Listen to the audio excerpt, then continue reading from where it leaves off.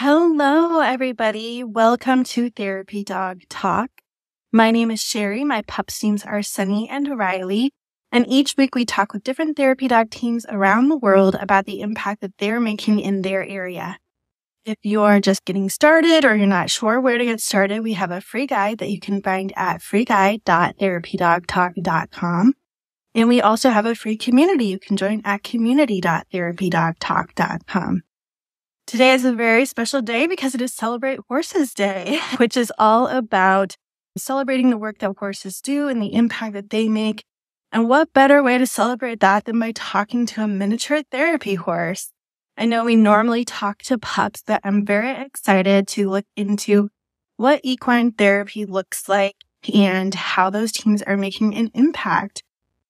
It's a really important area and one that has really kind of pioneered this place, even though I think we talk about therapy dogs a lot more. When you look at the animal-assisted therapy world, animal-assisted interventions, a lot of it actually centers or begins with equine therapy or hippotherapy, depending on where you're looking at the research. But I'm very excited to see how that has been for Honey and her human.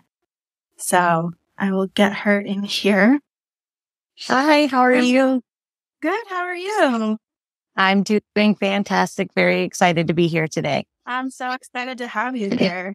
Well, for those who don't know you, although it looks like we have a lot of horse friends in the house here, so probably a lot of people do know you. But would you like to introduce yourself and your horse?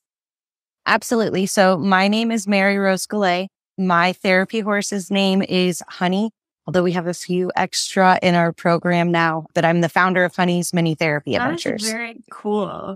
How did you initially discover the work of therapy horses and get involved in this field? When I originally brought Honey home, I had no idea that miniature therapy horses did work. I didn't know that they, went into hospitals. I had probably stumbled across it at one time because my mom actually used to work at one of the hospitals that we currently visit. And back in the early 2000s, well, like mid 2000s, there was a therapy horse that had actually been doing visits there. They no longer visit there anymore. But my mom, after I started doing all of this, she reflected back and was like, I do remember meeting that horse in the hallway. And that was one of the best days I've ever had at work. And so we honestly had a family friend give us the idea. We brought her home. She was my daughter's second birthday present. So like I said, no intention to do this. I knew I wanted a super safe horse that my kids could jump around, that I could turn my back to it and not have to worry that my daughter was going to get bit or kicked. She would learn how to brush it, learn how to properly, really honestly, learn how to properly love a horse. Not all horses, just like not all dogs. Some of them have certain temperaments that are great with kids and then some that are just not great with kids. So her temperament, the core of her is just that genuine, sweet horse that doesn't offer to bite or kick people. After my friend gave me that idea, I slowly began to navigate this path, and it was not a very well beaten path. I mean, it's not like I could call very many people. It's not like the therapy dog organizations where, there's a bunch of them locally. And so I found a few people along the way, and a lot of them have become mentors and friends to me.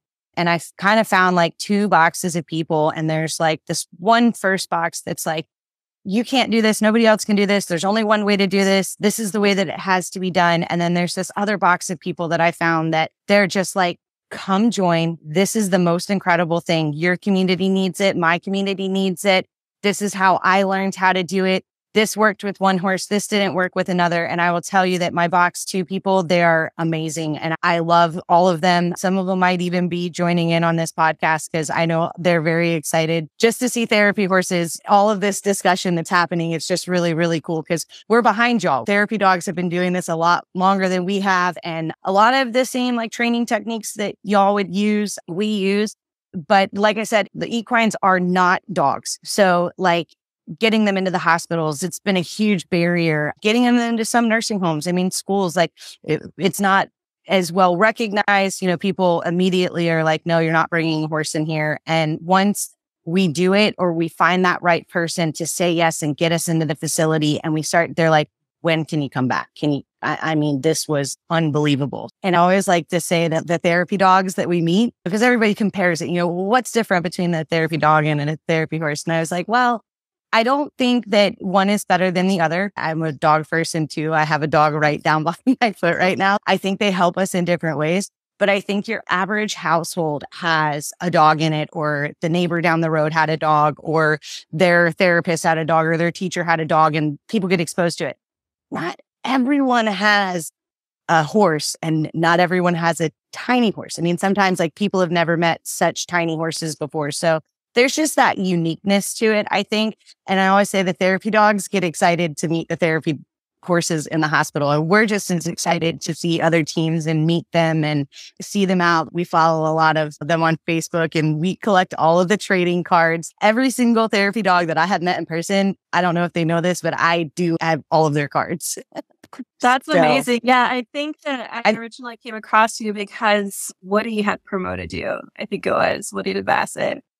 Okay, so her and I have wanted to meet each other since before the pandemic hit. We had discussed it, started following on Facebook, and we've kept in touch through the whole pandemic too. And she messaged me, she's like, they're bringing the therapy dogs back. And I was like, yes, I got an email too. And then I messaged her a couple of days later. I was like, so they didn't let the horses back. It's not approved yet. The dogs got approval, but we haven't gotten approval yet. It was actually almost a full year after the dogs got approval to return that the horses did. So, and we understood. I understand that, like I said, we're still behind y'all in this. We're still breaking down barriers, and we're learning to advocate. And I think we've proved that there's a need for the service. And so it's only, up from here. Yeah.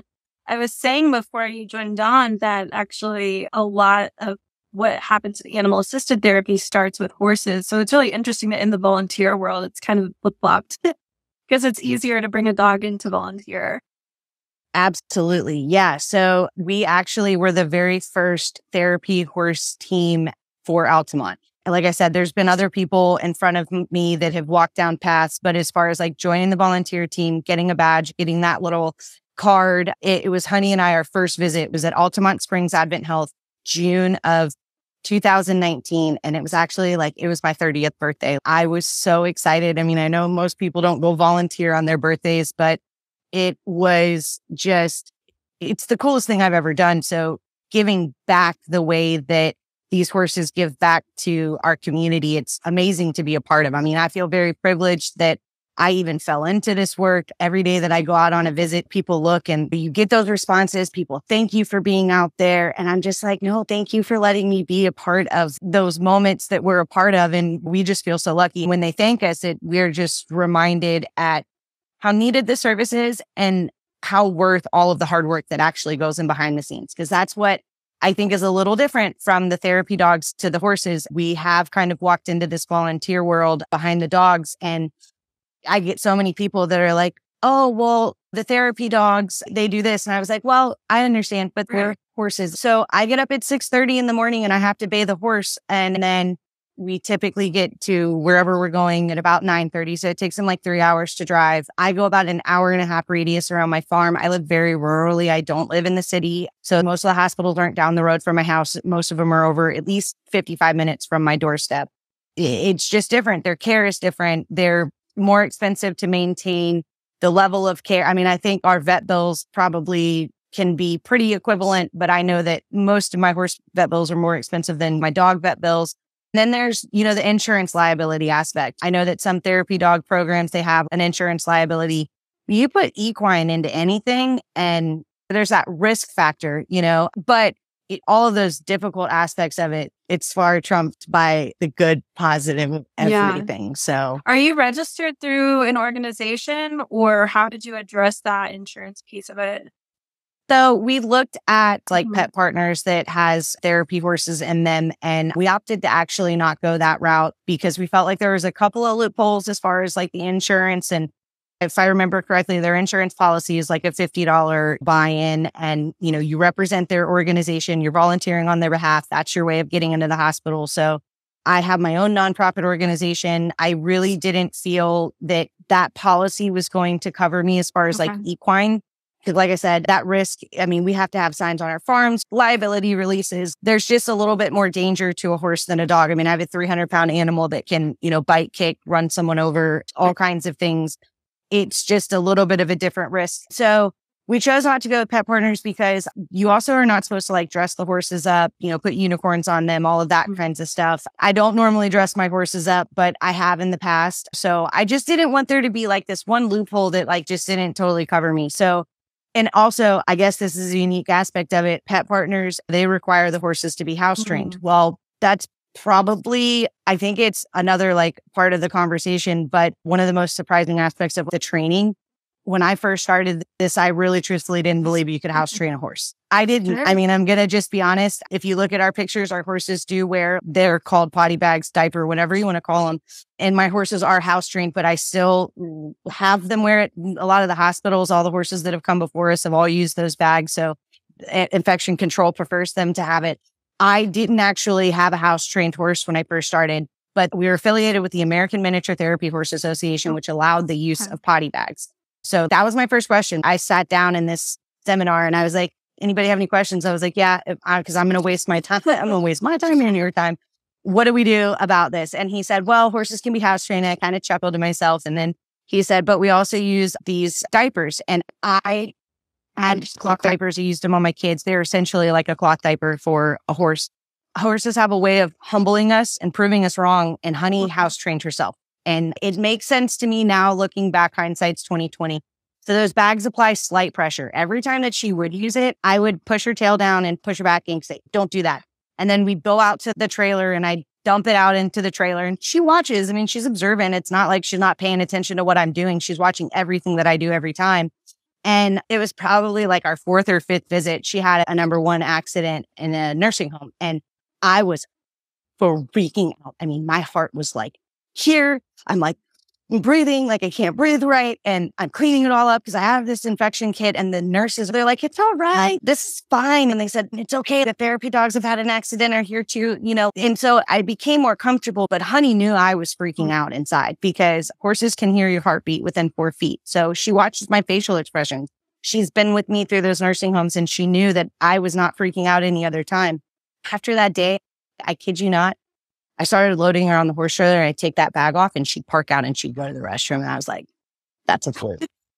And it was not a fluke. Every single time you load her onto the horse trailer now, she parks out and she goes and she's helped us. Horses just go automatically number 2 when you put them on a horse trailer. So like we just reward the behavior. As we've continued training, the other horses have learned from the other horses. And then it's the only training aspect that we reward with treat. We don't do any training with treat rewarding except for using the restroom. We're not in a facility at that point. So we're not using it when we're working with people. So it helped. And then eventually once they're trained, it just simply goes into a good job, going potty, People will come out and like watch after we've gone into a facility or we'll have to say, oh, they're pawing. That normally means that they need to go out and walk them out patch of grass, they park out, they go, and then we can go back in and finish out the visit if there's 5 or 6 rooms left. It all just depends. So, but yeah. Yeah, Sugarfoot, the therapy horse, is agreeing with you in the comments. They said the accidents can happen, but we're prepared to clean up kids. Yeah, so it is. And like I said, those diapers they're about as effective as a human diaper. I mean, if it's not in the right spot and they have an accident, or if it's not positioned properly, like I've walked into a school where the kids just moved all of the gear around and stuff. And I've noticed when I go to take it off, I'm like, well, that wouldn't have worked at all. Thank goodness something didn't happen. But that's probably my biggest fear of what could go wrong on a therapy horse visit. And I will tell you that the times that we have had a minor accident here or there, in the big scheme of things, we've been doing it for 5 years. The facility is so understanding. And like I said, we carry infection kits. And I think that with those potty bags that we have on our horses, I would have got the confidence to do this work. I never would have had the guts to walk into a facility. So I'm always encouraging of new teams that do when it gets started. I'm happy to mentor, help, teach. It's such a needed service. And I've helped teams all over the United States get started. I got a team up in Pennsylvania that's doing just phenomenal. She's already got a second one in her program. Most horse people, that's their biggest fears too. And I will say that it's a time thing when it's you getting to know the horse. I know that there's some tips and secrets and there's other people that are probably way better at, teaching their horses to house train, but we've learned so far. It's been a learning curve. And I think if you keep the mindset that you never stop learning, each horse is going to teach us something different. Each horse is going to be unique to train. What worked for one horse to get it on an elevator might not work for the next horse, so it's all just a learning curve. Yeah.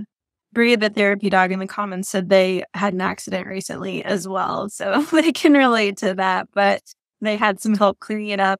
And then Sugarfoot said that facilities really want to see us come back. They see the incredible impact in their residents, which is, I think, a great way to pivot into, do you have any stories that stand out to you of the impact that you've seen Honey make and why you really enjoy doing this work?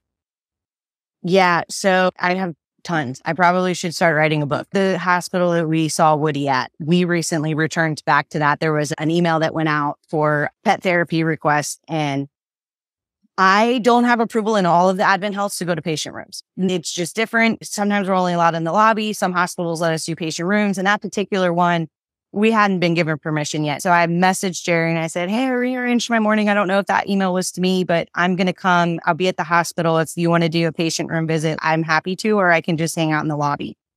Well, he called the doctor, and the doctor absolutely brain horse. And so we went. I didn't know where we were going, but we went to the 11th floor. It was actually neurological. I believe it was an ICU. So we had to have super special approval to be there, because most of the time, even the dogs aren't allowed to be there.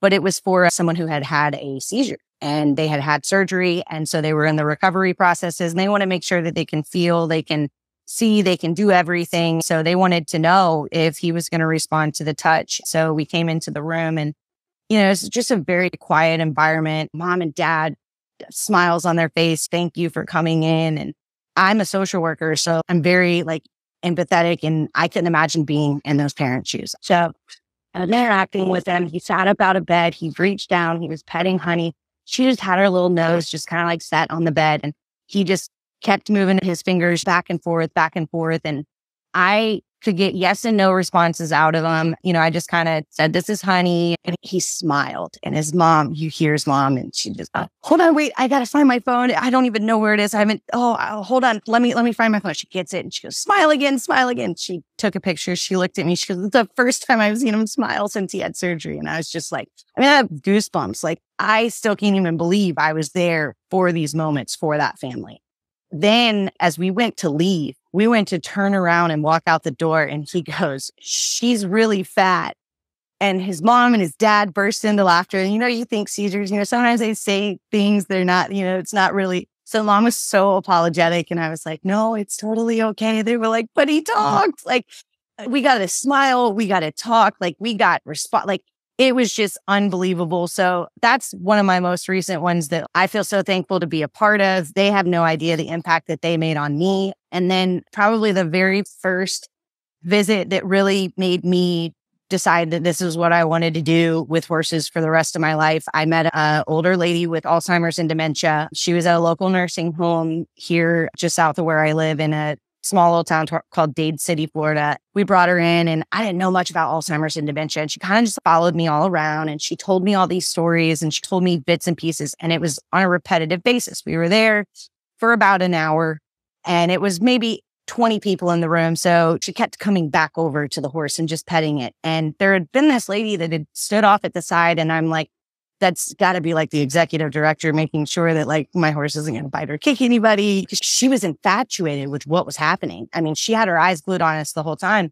So she told me about her little pony that was rotten when she was little, and it bit her, and kind of looked like Honey, but was a little bit bigger. And then she shifted to a different period of her life where she was a jockey club racer, or she was a trainer. She wasn't allowed to race because females weren't allowed to be the jockey racers. And she was still very upset about it. Then she shifted to when she had kids, and she talks about her daughter and the different types of riding her daughter did. She talked about her daughter's horse. Her daughter had 12 acres, 20 acres down the road, and Honey needed to come live with her. And I looked at her and I was like, I'm so sorry, but Honey's my daughter's horse. And if I don't come home with her pony today, I'm going to be the world's worst mom. And as I left that facility, there was actually a therapy dog and another horse that was kind of training and doing what we were. They had already walked out, and that lady came over and she stopped me. She grabbed me by my shoulder and she said, I don't know what made you bring your tiny horse here today. She goes, but I hope that you never stop doing it. And I was like, oh yeah, it was so wonderful, the responses. And she goes, no, you don't quite understand. She said, you've given me a gift today that I've not received in 5 years. She goes, I saw my mom today. I can tell you that there is a need. You could just focus on pediatrics. You could just focus on going to schools. You could just focus on the veteran population. You could just focus on the seniors. There is such a need. I just think you do a disservice to people's community when you don't encourage new people getting involved. You know, some people are like, oh, well, they could steal your business.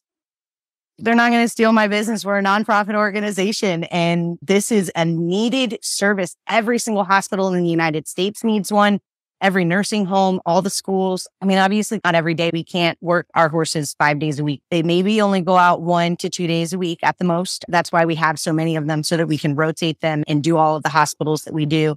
But in all honesty, I think across the United States, and I'm probably being a little generous in saying this, there's probably only maybe 40 to 50 hospital systems that have therapy horses that are visiting them. So it's not like every state has a therapy. I don't think there's a team in like Utah. There's states that don't even have other therapy horses that are doing this type of work. And it's very much so like the on-site riding traditional therapy programs, but you take it portably. You reach those areas. You can go into a Baker Act facility where nobody is allowed to leave, but we can come in. You can't take those patients and those clients to an equine therapy facility because there's just too much risk. So I've seen a program in Atlanta that visits correctional facilities. I mean, you think of what y'all are doing with the therapy dogs, where they're having people train them and then they're getting adopted out through the shelter programs. I'm just fascinated by it, but I see them going into the correctional facilities and I'm like, oh, wow, like that's so cool. If you think you have a horse that has the temperament or have the ability to get a horse with the temperament and you have the time to volunteer, not everybody has the time to volunteer, but it's the coolest thing I've ever done with horses. So kind of my life's mission is to see this keep going. It doesn't necessarily need to be Honey's Mini Therapy Adventures. You could start your own program and do your own thing, but it's just cool. I hope to see it on a widespread scale. There's been a lot of things in the comments. Sugarfoot said, we have a few members of ours in the chat. Someone else mentioned that they love volunteering on visits to see the impact that you and Honey make. And just commented and said, hi, I'm autistic and I have some other things, but I own horses and many animals, and horses are so special.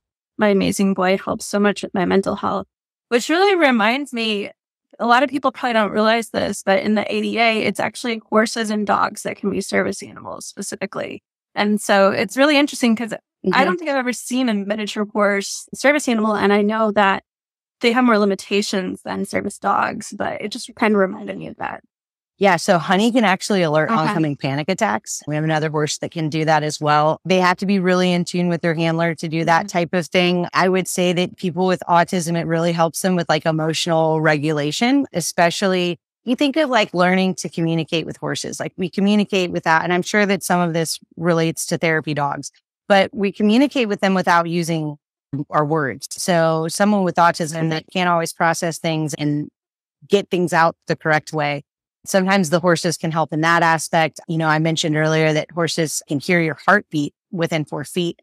They also emit an energy that's larger than humans. It's called a heart rhythm pattern. And I think this study was done through like heartmath.org. It pops up and circulates on Facebook every now and then. If I see it, I'll send it to you.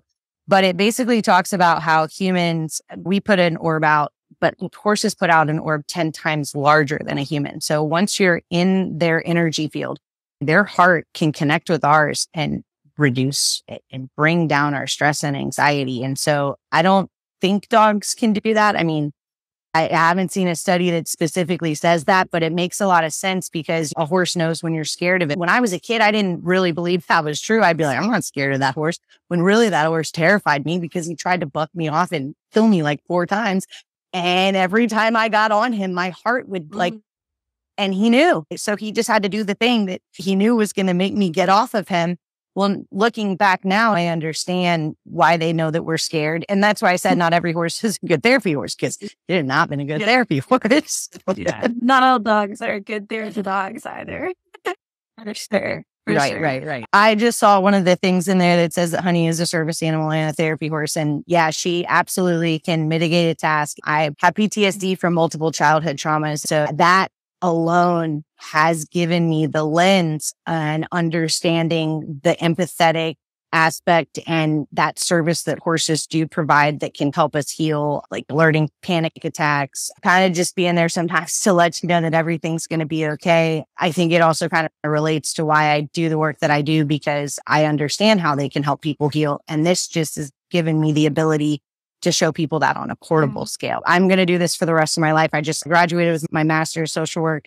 I'm finishing out my clinicals, and my goals are to shift back to grant writing. I'd love to help other programs have therapy horses. So like training them and maybe putting them into other programs long term, not anytime in the next couple of years, but maybe 10, 15 years down the road. I have so many dreams and aspirations to see what the horses can do in the therapy world.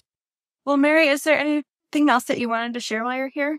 I'll talk animal assisted therapy anytime, any day, all day long. But I think we got a lot of it covered. I think what a lot of people probably have questions about. And if anybody wants to continue the conversation, we're following you. I'm listening to your podcast. I listened to it earlier today, going and picking up my kids. I love learning. We've learned a lot from the therapy dogs. We're going to continue, and we'd love to help anybody else. Very nice. All right. Well, thank you so much. It was really great talking to you. And I hope you and Honey have a great day. Absolutely.